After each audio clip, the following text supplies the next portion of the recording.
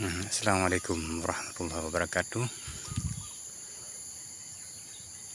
Dengan rakan-rakan porang luntuan yang luah lahan sekitar beribai mede.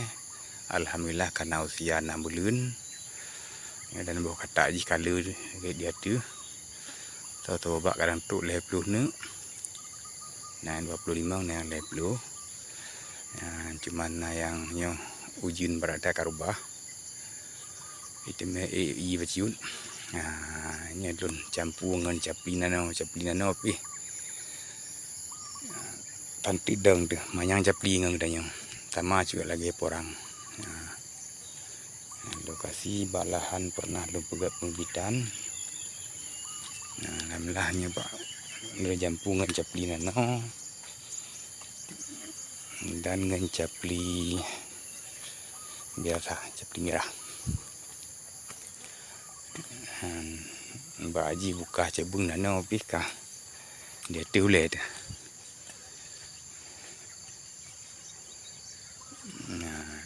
Terlebih Haji porang yang luar porang.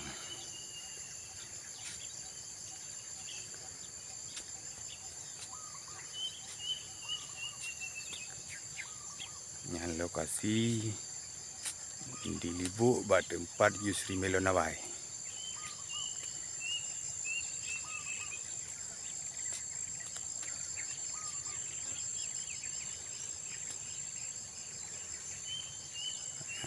Alhamdulillah capli raya dan capli nano kamlai panen. Cuman porang ji mungkin mati bak untuk belum 7 insyaallah kayak dapat panen ji.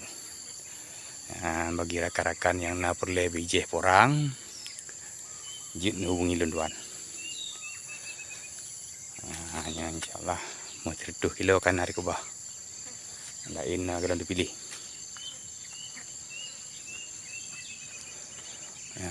Hanya yang 14 no jampu-jampu.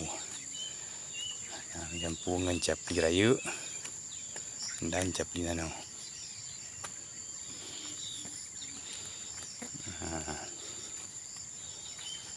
Di lokasi lagi gaduh-gaduh.